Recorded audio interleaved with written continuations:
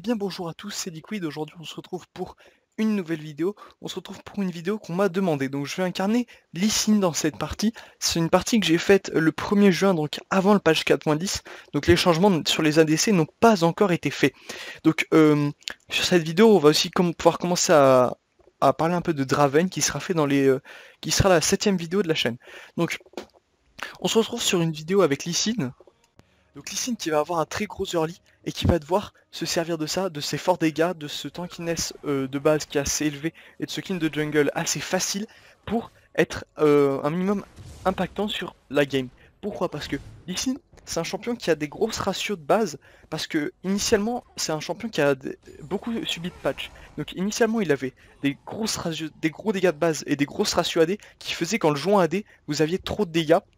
Donc il a pris un nerf sur ses ratios AD qui ont été baissés, mais en contrepartie, les dégâts de base ont été augmentés. Donc si vous avez joué un Lee Sin tanky, et ben vous allez avoir plus de dégâts en mid-game qu'auparavant. Pourtant, si vous avez joué un AD, vous n'avez pas trop, vous allez avoir des dégâts un petit peu baissés. Parce que initialement, avec ces grosses ratios AD, Lee Sin pouvait aller en late et avoir énormément d'impact, et avoir donc un impact très très élevé sur toute la game.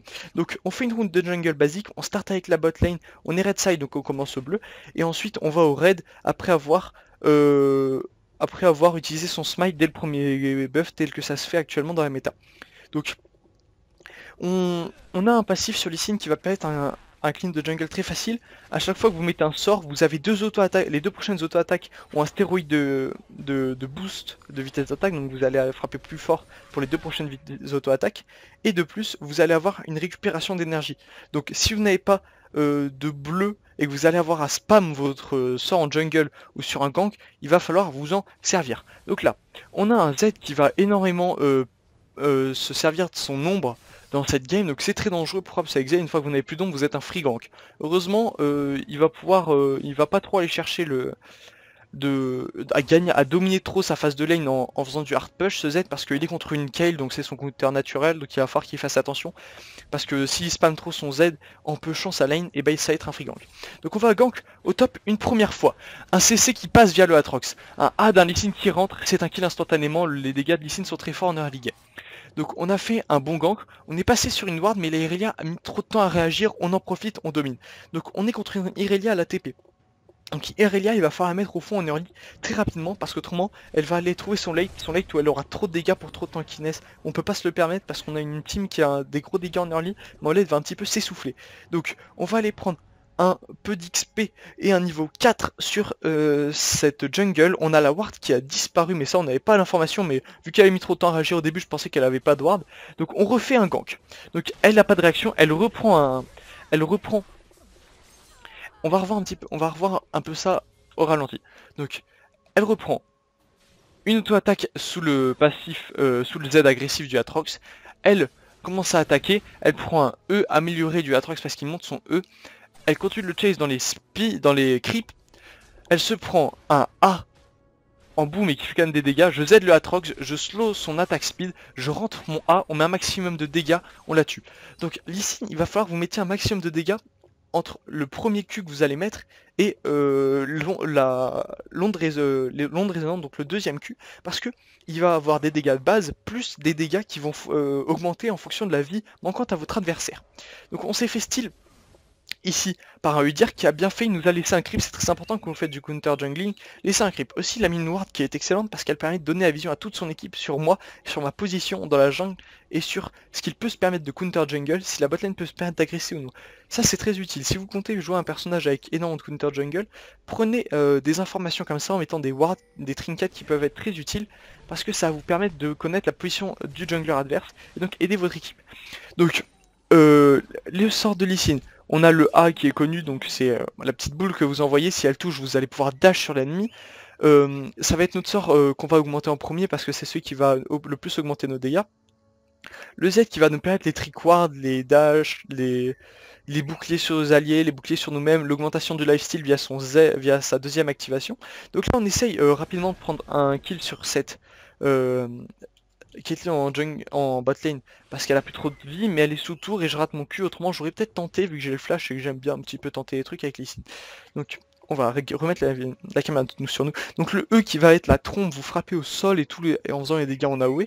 Et quand vous réutilisez le sort, vous allez slow la move speed et l'attaque speed de vos adversaires. Donc c'est un sort qui va être principalement utilisé quand vous allez être en train de counter un Jax au top, parce que ça permet de slow sa vitesse d'attaque, et quand vous allez jouer Lee Sin au top, c'est souvent le sort principal que vous allez augmenter, parce que vous n'allez pas prendre trop de risques de rater votre Q en l'augmentant. Donc là, on a fait la grosse bestiole de la jungle en early, ce qui est très rare en jungle parce que c'est un creep qui deal énormément et qui rapporte quand même beaucoup d'XP aussi, donc ça peut être utile à faire sur un jungle comme ici. Donc ici on a un avantage, on a pris beaucoup de gold via les kills, on est quasiment premier en gold, j'aurais tendance à dire. Non, on a Aatrox au top qui est bien via son farming, il y a une Caitlyn qui a pris double kill qui est aussi bien, et on a très peu farmé par contre, donc ça va être un des avantages, c'est-à-dire que on a en face un jungler très amateur de farming abusif, donc on a un Udyr. Il part sur une Feral Flare. Donc Udyr c'est très fort, ça a toujours été très fort, mais c'est quand même balanced, c'est-à-dire que là on a un Udyr qui va partir sur énormément de farming, ce qui est très bien, mais il va faire une énorme erreur quand même, c'est qu'il va il va me laisser développer mon jeu en me laissant farm à l'infini. Donc là on va aller faire notre bleu avec un petit peu de retard, mais c'est pas très gênant, parce on est sur un timer de jungle. Donc les timers de jungle, je vous rappelle, c'est votre buff où vous commencez 2 minutes, 7 minutes, 12 minutes, 17 minutes, etc. Vous allez rajouter 5 minutes à chaque fois, et ça va être à peu près ça le timer. Après, là on va les gank au botlane. Pourquoi? Parce qu'on a notre botlane qui commence à prendre une agression qui est très bien, parce que la Caitlyn pour un premier coup de tour, elle va essayer de grid parce qu'elle me voit, elle sait que là elle est un petit peu perdue, elle a plus la mana pour s'escape, elle n'a plus son flash, elle n'a plus rien. Donc j'ai mon 6, donc j'ai mon kick, on va forcer un flash sur cette Karma. Tout d'abord via un engage au Z pour pas perdre les dégâts du A, pour ne pas prendre le risque de le rater. Donc là on va mettre une trombe, un A raté, et j'ai la flemme d'attendre, donc kick. Donc un excellent Q de ce Thresh qui a changé d'agression très rapidement. On met une première auto-attaque à la Karma, une attaque du Thresh, une deuxième auto-attaque, elle est morte. Donc un gank excellent parce que je prends double kill, le Draven prend les assists, ce qui est très important, un Thresh qui se met très bien aussi, et on arrive à mettre au fond l'équipe adverse. Donc là, on a perdu la caméra, mais on va counter jungle un petit peu. Pourquoi? Parce qu'on n'a pas l'information sur ce Udyr, et donc on sait qu'il a start au bleu par contre, parce on l'a vu au tout début avec un buff bleu en utilisation par ici. Donc je pense que c'est pas la meilleure idée actuellement que de rater ses timers comme il l'a fait, parce que il va perdre beaucoup de gold, etc. Parce que prendre les timers c'est très important. Donc là on a raté un premier Q, ce qui va un peu avorter notre gank, mais elle a pris une route assez spéciale, elle ne flash pas ce qu'elle aurait dû faire, parce que le Z a déjà utilisé ses deux ombres, elle aurait pu esquiver un Q via ce flash. Donc là elle met un ultimate complètement en retard, parce que laquelle vous allez devoir ultimate quand vous allez prendre les dégâts, pas quand vous allez vous faire chase comme une bouffonne. Donc là on a un gank qui est très excellent parce qu'on va mettre un Z bien, on va prendre un petit peu de gold par ce pushing sur ce Z. On a une botlane qui continue de perdre parce que le Draven a overextend et pris une fight en 1v2, ce qui est pas l'idée du siècle quand vous êtes au fond avec Draven. Donc on continue de rester un minimum sur ces timers de jungle de base. On va éviter de perdre l'XP sur les golds sur la conservation, on va essayer un gank au top. Donc on va mettre une trombe, un slow, un Q qui rentre, on va flash in, on va un petit peu baisser nos dégâts en stoppant ce Q du Aatrox qui est annulé. Mais on va quand même réussir à kill parce que je place une insect. Donc l'insect ça va être une façon d'utiliser votre ultimate sur Lee Sin qui va être objectif utilitaire, c'est-à-dire que vous allez rapporter l'adversaire dans votre équipe. C'est-à-dire que vous allez pouvoir la faire de deux manières. On engage le Q sur l'adversaire parce que ça met des dégâts. On va flash derrière lui, on va faire un trick ward, le trick ward étant un petit peu plus compliqué que le flash. Et si vous avez un niveau ultra élevé sur Lee Sin et que vous avez un ping bas, comme si vous aviez la fibre optique dans votre Q, vous allez pouvoir appuyer sur le R et flash en même temps, ce qui va faire que l'insec est inévitable. J'ai déjà vu un pro Lee Sin, enfin un gars qui a une maîtrise de Lee Sin assez pété, le faire. Donc là on va attendre un trash ou tout simplement une engage ou tout simplement un lane gank. On a une sympathique amie qui n'a pas d'escape, et on va utiliser notre ultimate de manière agressive, c'est-à-dire qu'on va mettre A, auto-attaque, ultimate A pour perdre un minimum de dégâts, pour donc one shot un adversaire. C'est comme ça qu'on va burst le plus facilement. Donc là on a refait un gang sur la botlane qui est worth it au final parce que toujours plus de gold. Nous avons atteint un palier qui est quand même de 4600 gold. En face ça me suit le plus proche avec 1000 gold de différence et j'ai le plus de gold de la game. Donc là j'ai pris Lee Sin, un personnage polyvalent et aussi très fort en snowballing parce que vous avez des dégâts de base très élevés comme on l'a dit auparavant, donc vous n'avez pas forcément besoin de prendre trop d'AD pour atteindre un burst assez conséquent. De plus, je sais qu'on a en face pas de tankiness parce que la Irelia part sur une Triforce à ce qu'on dirait, parce qu'elle a fait 2 ânes de Doran, elle commence sur un Phage, donc je prédis une Triforce via mon swag ultra développé et ma connaissance du jeu sans limite. Et on a nous un Atrox qui va partir sur de la D de base. Donc on va essayer un gank au mid, ça va rater parce que c'est, enfin on va essayer de la stit au mid mais ça va rater. On prend l'XP comme on l'a appris dans la vidéo Talon de Jungle parce que c'est comme ça que ça marche bien. On a vu se Udyr via cette ward. On va le counter gank parce que les Irelia ne suivent pas. On engage au A, on met une trompe, on slow via la deuxième utilisation de la trompe et je la stit via un Q parce que je veux prendre tous les kills pour avoir le maximum d'impact. Là je sais que j'ai un plus gros impact que ce Udyr, je sais que j'ai un plutôt bon niveau sur Lee Sin, j'ai confiance en mon skill cap sur ce champion donc je me permets de prendre les kills. On continue sur les timers de jungle. On a fini le précédent bleu vers 7,40, 7,50 assez facilement, donc on n'a pas pris trop de retard. Donc là on n'a pas de vision sur le Udyr. J'ai voulu aller style le raid mais tout à l'heure j'ai style un peu tard. Donc là on va essayer un gank au mid. On va voir comment ça se passe. On engage avec un Z, on met ensuite un Q au corps à corps qui est inévitable. Encore une fois, la Kay qui cette fois-ci met un ultimate qui est un bon ultimate. Pourquoi? Parce que je ne peux pas la kick parce que j'ai le kick, on le voit, mais je ne l'utilise pas parce que ça aurait été une perte. Donc là, on a un Udyr qui à nouveau se split.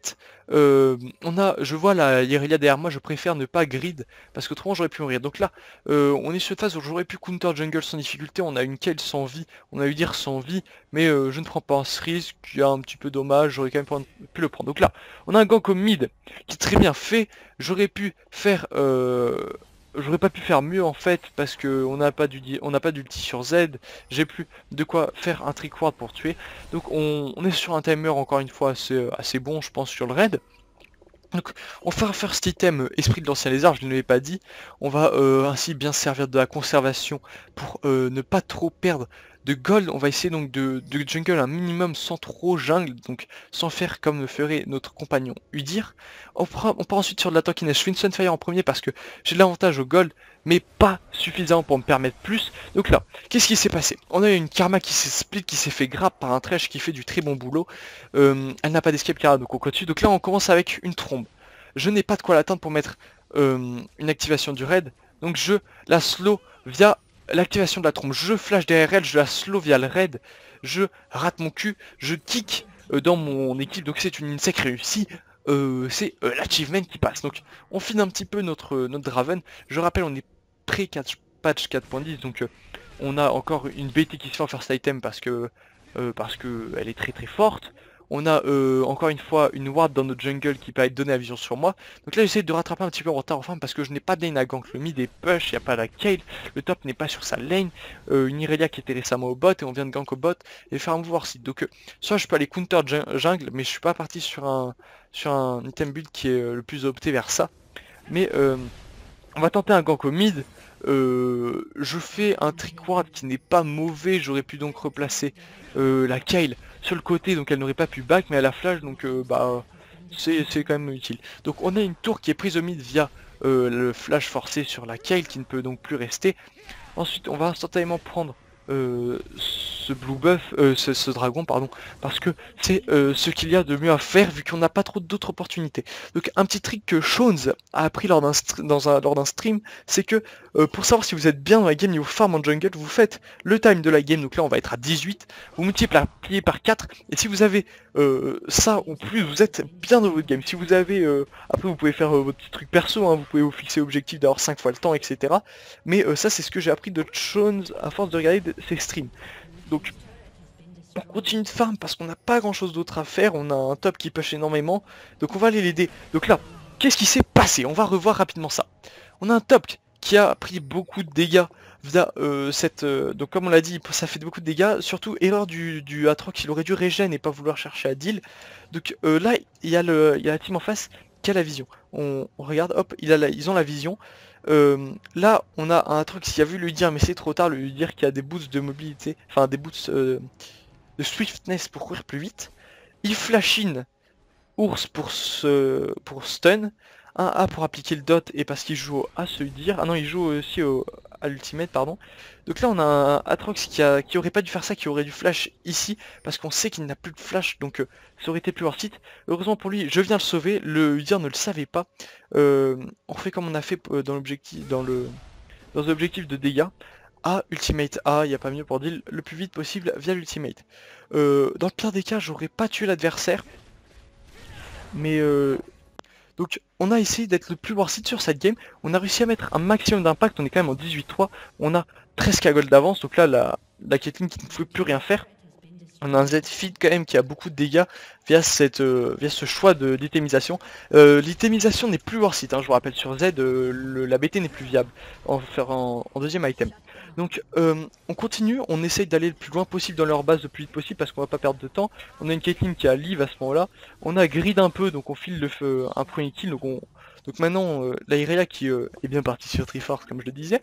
Et qui revoit à nouveau des golds parce qu'elle était en 0,4, elle allait avoir des golds une gold value très faible mais qui va maintenant a été élevée, qui revient à 300. Donc dans la game on est comment? On a un top qui a 60 creeps d'avance, donc il est vraiment très bien, on a réussi à le mettre bien au fond, la Irelia en early game. On a un Udyr qui a passé beaucoup trop de temps à farm et qui n'a donc pas été utile. Actuellement dans la méta qui est celle du patch 4.10, passer sa vie à farm la jungle, c'est pas viable. La Feral Flare n'est pas le must item tel qu'elle était, suite à ses nombreux nerfs et à son efficacité qui n'est pas vraiment worth it avant le niveau 15 minutes de jeu, donc c'est trop tard. Actuellement, je vous conseille vraiment de gank un maximum en botlane parce que la botlane peut vraiment carry et il va falloir que vous allez chercher un impact très fort en early, en jungle actuellement, parce que c'est comme ça qu'on carry. Les games se font vraiment beaucoup en early parce que moi on carry de plus en plus tôt et les games durent de moins en moins longtemps. Donc on a pris un kill sur Carry qui a FF mental, hein, elle est en 0,8, ça a de nouveau plus de gold aux F.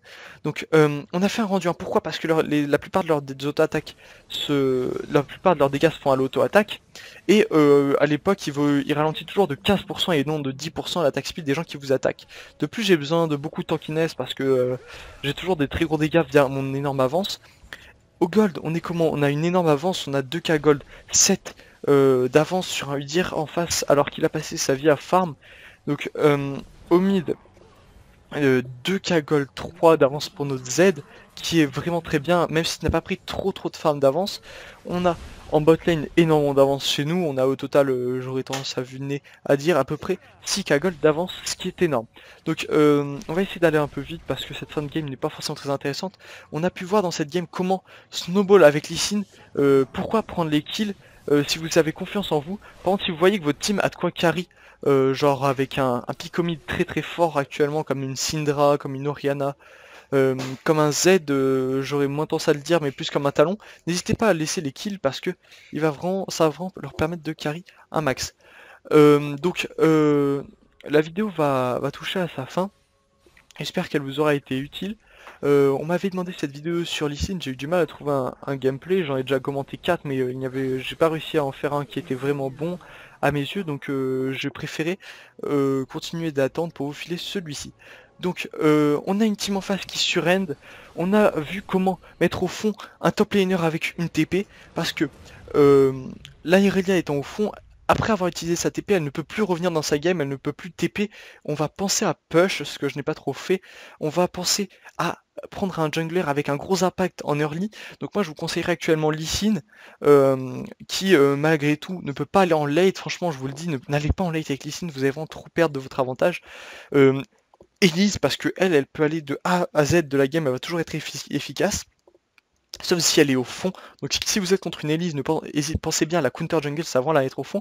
On a un Jarvan 4 qui est aussi très fort. Et on a enfin un une Evelynn par son invisibilité qui est très forte. Donc j'espère que la game vous aura plu, j'espère que vous aurez appris un petit peu quand même des mécaniques de Lee Sin, malgré que je n'ai pas trop pu démontrer un gameplay fou. Euh, donc je vous dis à bientôt pour une prochaine game.